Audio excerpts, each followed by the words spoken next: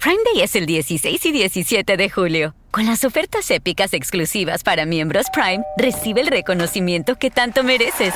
¡Wow! Gracias. Ni siquiera preparé un discurso.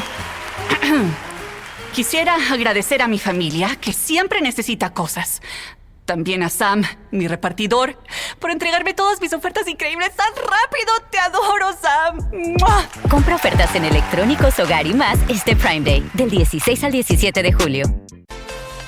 Welcome back to Heard Tell. I'm very excited about this new face on the program, but somebody I'm very excited to talk to. He is the editor-in-chief of The Voice down in Atlanta. He's going to tell you all about that in just a minute. Donnell Suggs, how are you, sir?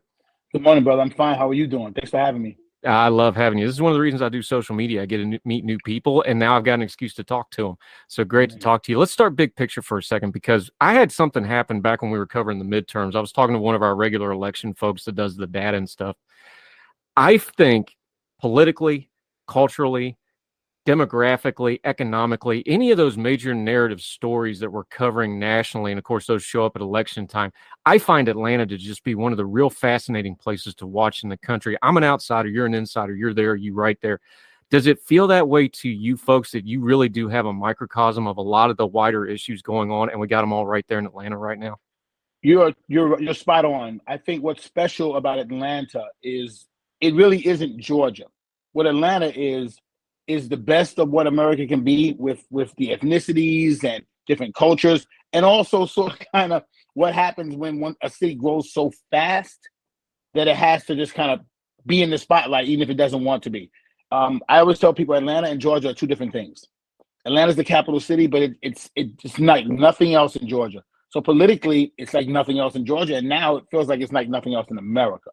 And that's really special. That's really special to be a part of that right at this time. Yeah, and your own story fits directly into that. You're actually a Brooklyn guy. You've Yes, been sir. there for quite a while now, so no shame in saying you're an Atlanta original, native, whatever you want to call it.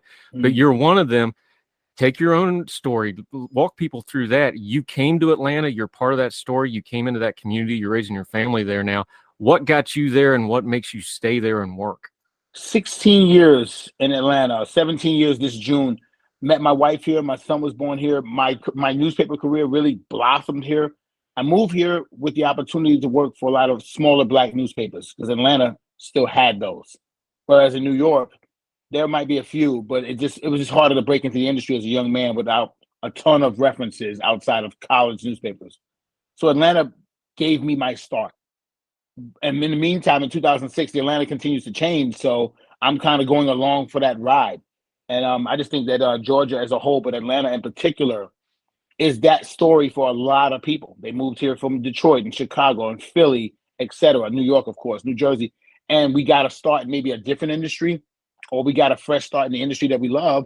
In Atlanta, at least at that time, because it wasn't as crazy as it is now, as far as 8 million people. When I got here, it might have been like 5. And it was still like, oh, people were saying, where you going? Atlanta? Okay, why? And now it's like, oh, where you going? Atlanta? Oh, okay, of course.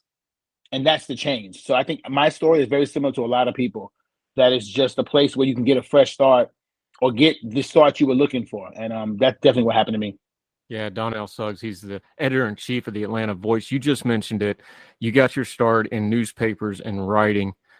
We've been talking a lot, and we covered on our show, and when we have reporters on, I always talk to them. We really, it is a big thing in our country, this dynamic, the nationalization of media. Even though Atlanta is a major city, there's still local reporting that's really, really, really important. We just saw this with the Santos story in New York. Local people had it, national media ignored it. There's lots of examples of this.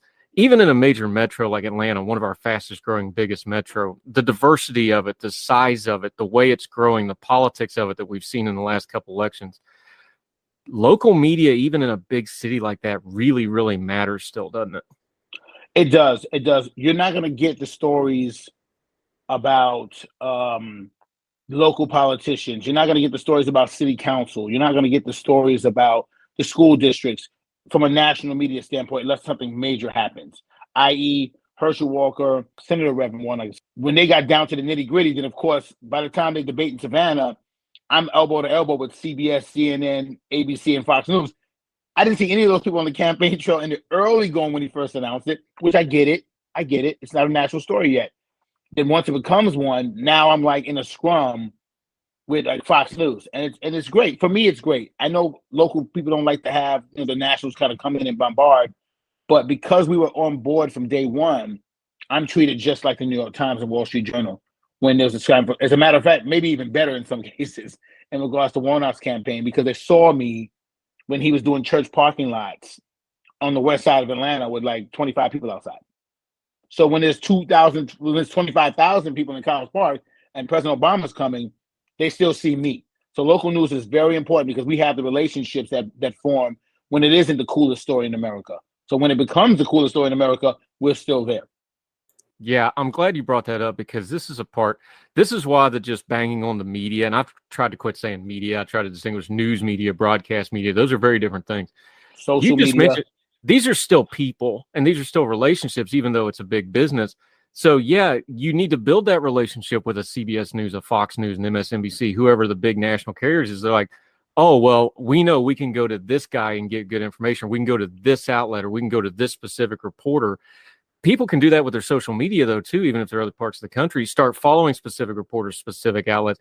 That's actually how you start making media better instead of just bashing the nameless, faceless, the media, right?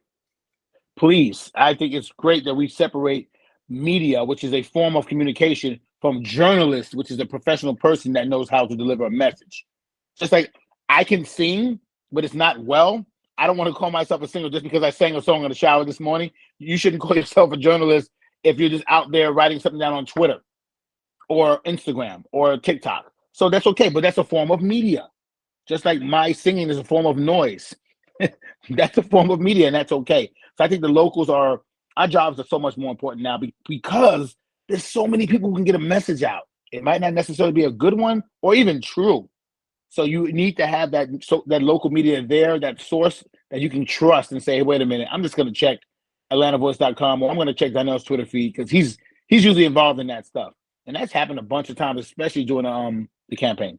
Yeah, Donnell Suggs, he's the editor-in-chief of the Atlanta Voice. Let's talk about the Voice for a second because there's a long history of specific newspapers in America. And of course, newspapers are now more digital-minded, so there's Black newspapers.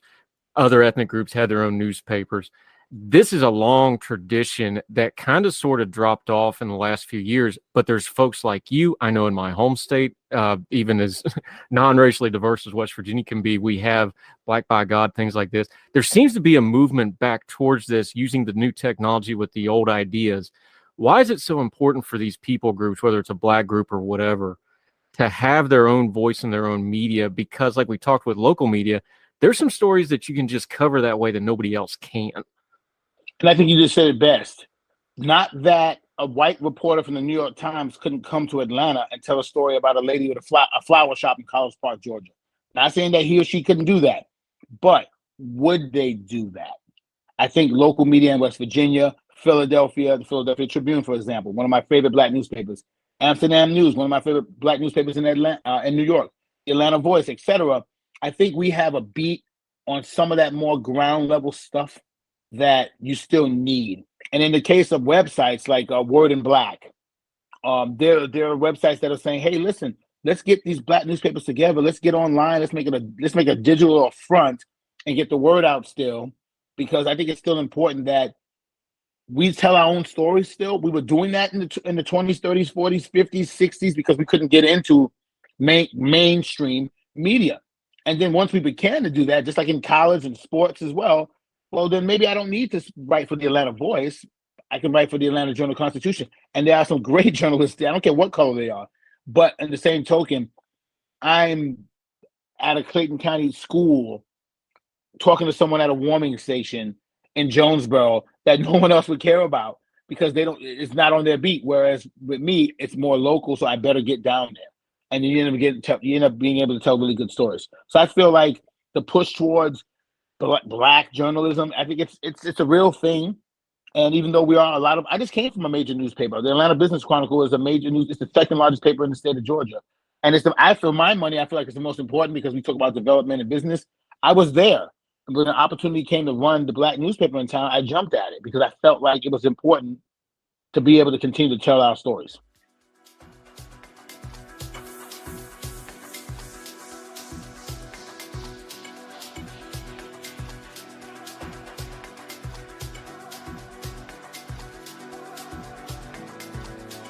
Prime Day es el 16 y 17 de julio. Con las ofertas épicas exclusivas para miembros Prime, recibe el reconocimiento que tanto mereces. Wow, gracias. Ni siquiera preparé un discurso. Quisiera agradecer a mi familia, que siempre necesita cosas. También a Sam, mi repartidor, por entregarme todas mis ofertas increíbles tan rápido. ¡Te adoro, Sam! ¡Mua! Compra ofertas en electrónicos, hogar y más este Prime Day, del 16 al 17 de julio.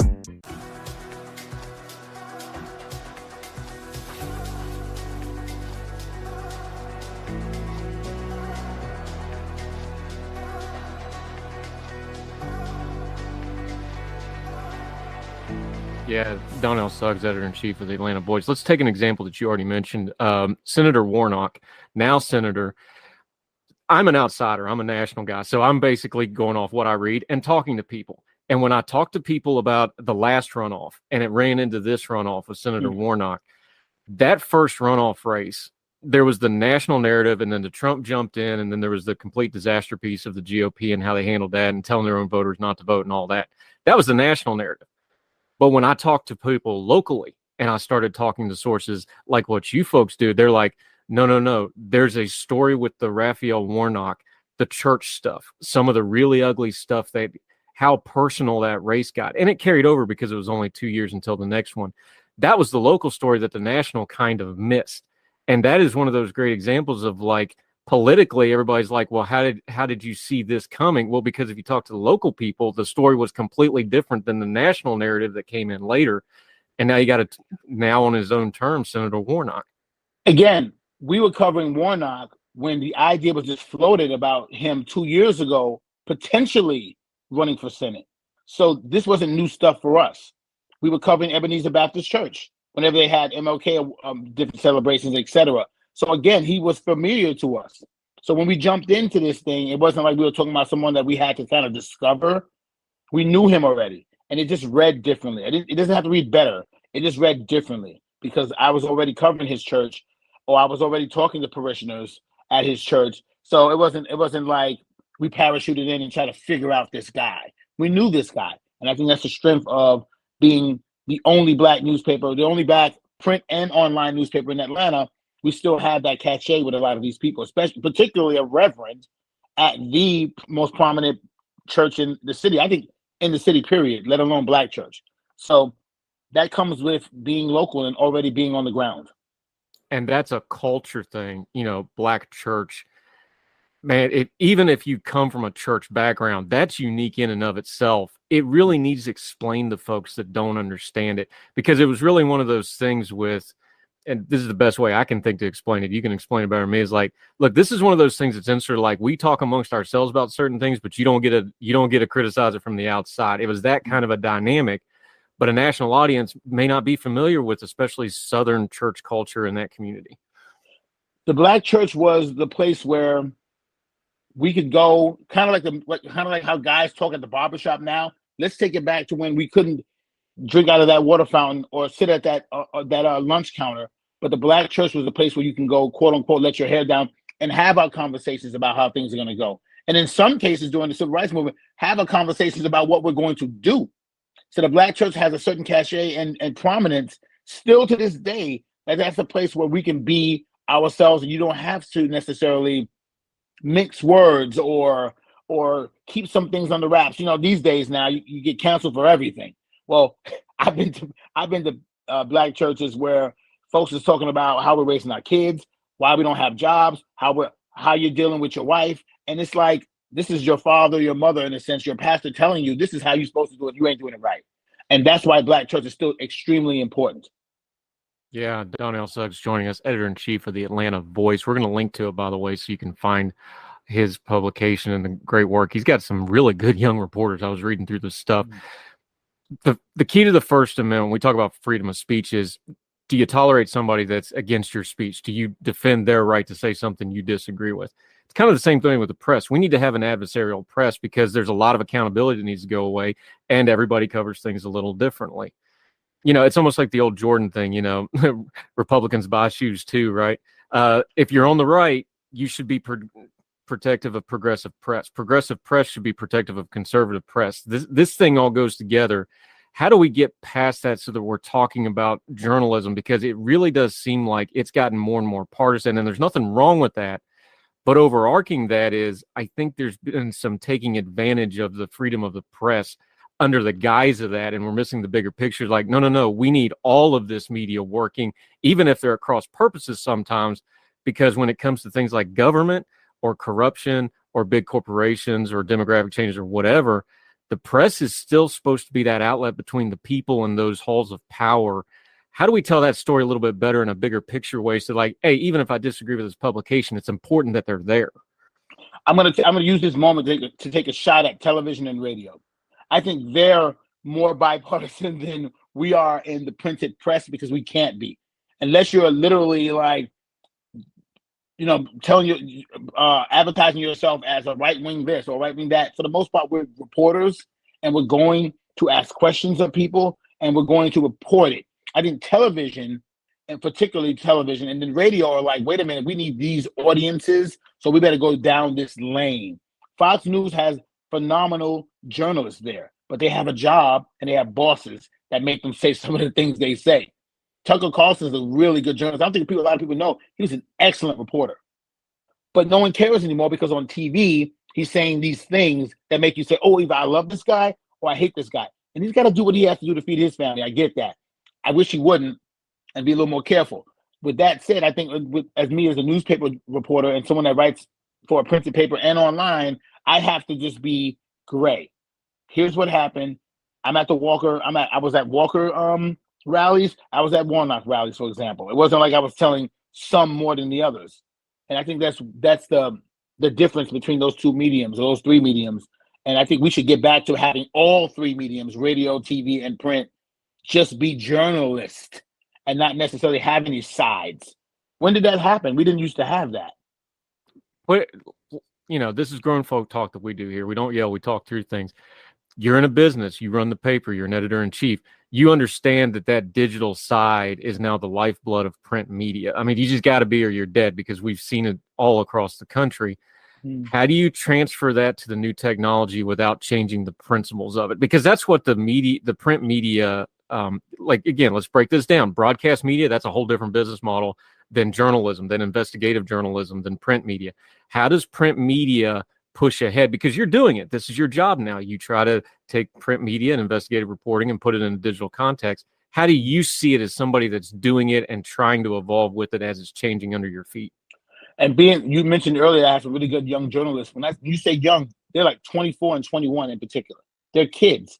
And their mindset is get in front of a camera or get on social media or try to write a hot take. And I'm training them to say, listen, you can have a hot story and have it still be journalism. Let's utilize social media. Let's get on Twitter and let's utilize that to say, hey, we're here at this place. There's still a way for me to do it. The website is the lifeblood. It's just bottom line. The ads online make us more money than ads in print. People still want that. But I have to be clear, all the stories have to be for online. So there's a balance. But I think there's a way for us to do that and still be on social media as well, because that's a way to get to. So I meet so many more people on Twitter than I do in real life. Yourself included. I have all these friends that wish me happy birthday and happy anniversary. And you're like, man, I'm never going to see this guy. I'm never going to see this girl. But we're all friends because of social media. And that's a way we can do our journalism as well. We just got to be really careful with making sure it's journalism and not just putting something online because some certain company wants to pay this much money for an ad. We get that all the time. We're the black newspaper in town. A lot of companies want to reach black audiences, or at least pretend that they are. And they'll come to us and say, hey, here's this big, I'm not going to name a company, here's this big ad or whatever. Could you put that by a story about this? And sometimes I have to push back with my publishers and say, wait. That's fine. Put the ad there, but we're going to write the story like we would have wrote the story without the ad. So there's a balance, but it's been fun because, again, now I have a chance to shape the news a little bit instead of just being a reporter. So it's been a lot of fun. It's a lot of work, though.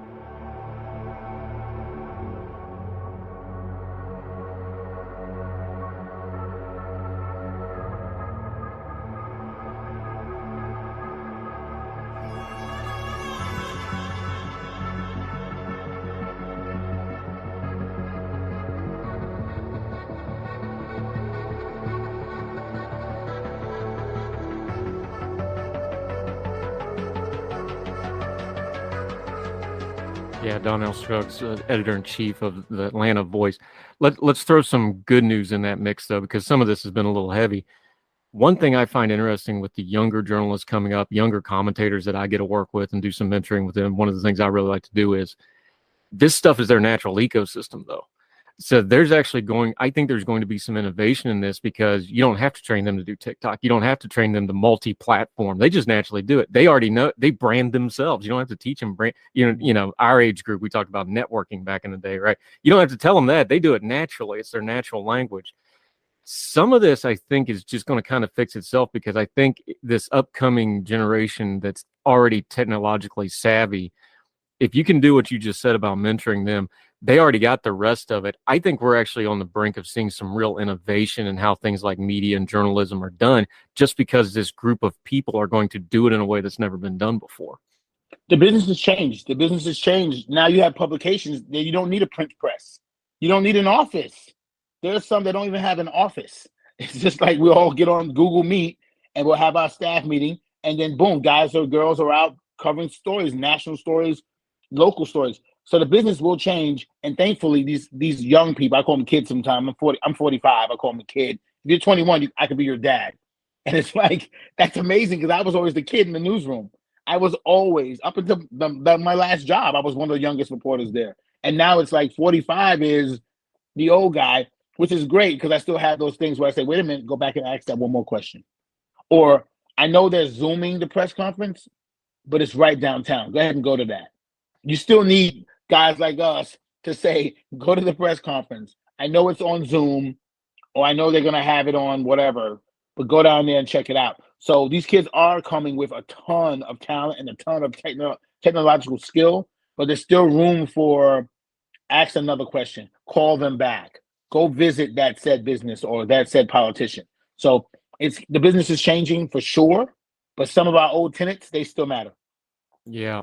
Donnell Suggs, he's the editor-in-chief of the Atlanta Voice. Okay, we talked about parachuting. For folks that want to work on that, now that the elections are done, people will leave Georgia alone for at least, 12 months or so until we do the next batch of elections. It's going to be a very important state in 2024. Let's not kid ourselves. But locally, what's a couple of the big picture stories over the next year or two are you looking at Atlanta that the national audience or international audience should not, they're not going to follow it all the time, but maybe just bookmark it, like, I need to check on this.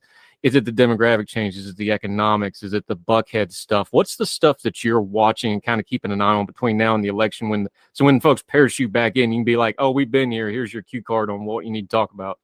Well, everyone, don't waste your time on the Buckhead stuff. That was BS from the gate.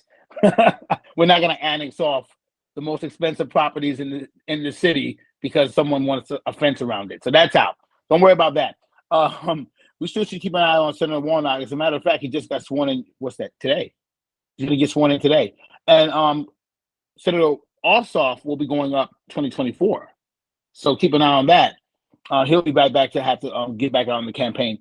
I think we should keep an eye on Georgia as a battleground state. This is going to be huge, like you said, in 2024. Georgia might be, once again, be the key state for whomever is running against Joe Biden. I'm assuming Joe Biden's going to run again, running against Joe Biden for the presidency. And if that's the case, we're right back to where we were, being, the key battleground state and being just having all eyes on us. So we should just keep an eye on that, because 2024 will be here in no time. I feel like it's right around the corner already, and we just started 2023. Yeah, it sure is. Donnell Suggs. Okay, we talked a lot about accountability, the importance of journalism accountability. However, friends have to hold friends accountable. I've got to ask you, it's right in your bio, so I got to bring it up. I'm going to quote you here. You're a devout Met fans, and you believe Fellini's Pizza on Ponce is the best pizzeria in Atlanta. Donnell Suggs, defend your choices. I'm never going to change that. Fellini's Pizza tastes like New York pizza. And I cannot be more complimentary than that in regards to pizza. I'm a Brooklyn native. I lived there until I went to college, obviously, in Pennsylvania, and then got back home for a couple of years and moved to Atlanta. Fellini's Pizza on Ponce, there's 3 Fellini's, by the way. Fellini's Pizza on Ponce would be exactly, if you flew in today and said, let's get lunch, I would take you to Fellini's without even telling you. That's what I would do to all my friends that come into town. I got to get them a slice of pizza, and it's the best. So I'm not going to, that and Waffle House is the best restaurant in America. Those 2 things I'll never change. Yeah, I'm with you on Waffle House. I just did a trip to Chicago, so I've been getting Pizza War compliments for the last couple of weeks. So They're serious about their pizza. we'll put Fellini's on the list. Donnell, Suggs, let folks know where they can follow you, what you got going on. Let them know about the Atlanta Voice and where they can keep track of you until we see you and your friends again on Heard Tell. Please follow the Atlanta Voice on Twitter at The Atlanta Voice. Also at the website, theatlantavoice.com, and me at Suggs, Suggs, writer, WRITER on Twitter. We're everywhere, man, in Atlanta. If it's local, if it's national with an Atlanta bent or a Georgia bent, we'll be there. So please follow us. Thank you. Yep, lots of good food content on his. You know how much we love our food, sure. because those of us that's got to do this culture and politics things online, that's our sane place. That's why we do all that food stuff. So we'll keep doing that. Sir, I greatly appreciate your time. Looking forward to having you back soon. Donnell Suggs, thank you so much, sir. Thank you, brother. I appreciate you. Yes, sir.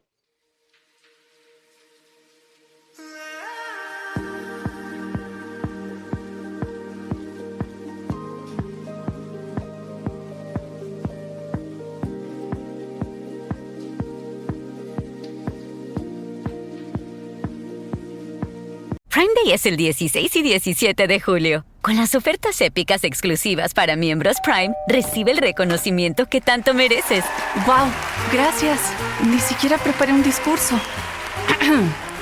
Quisiera agradecer a mi familia, que siempre necesita cosas. También a Sam, mi repartidor, por entregarme todas mis ofertas increíbles tan rápido. ¡Te adoro, Sam! ¡Mua! Compra ofertas en electrónicos, hogar y más este Prime Day, del 16 al 17 de julio. Folks, if you've listened to the Heard Tell program, you've heard our friend Gabriella Hoffman, but you need to make sure you're checking out her podcast, District of Conservation. It's a podcast exploring the nuances of true conservation efforts from D.C. and beyond. From topic discussions to exclusive interviews with conservation and energy newsmakers, Gabriella keeps listeners appraised of the latest news stories while elevating important voices. Listen to District of Conservation on Apple Podcasts or wherever podcasts are played. Folks, you've heard of Ethan Brown on the Heard Tell show a couple of different times, but if you're interested in learning about how to discuss things like climate change without all the politics and doom and gloom, head over to his podcast, The Sweaty Penguin. Sweaty Penguin is a late-night comedy-style climate podcast working to add nuance, critical thinking, humor, and hope to the climate conversation. They got over 100 episodes already, breaking down weekly news stories and specific topics, from the vanilla to the ADHD to the international accountability to orangutans. Yes, I know, it's a comedy thing, so just go with it. But each time, exploring different ways we can make progress on these issues while still helping the economy, health, security, and everything else we care about. Feel overwhelmed, exhausted, or excluded by today's climate change discourse? This is the podcast for you. Find The Sweaty Penguin wherever you get your podcasts or at www.thesweatypenguin.com.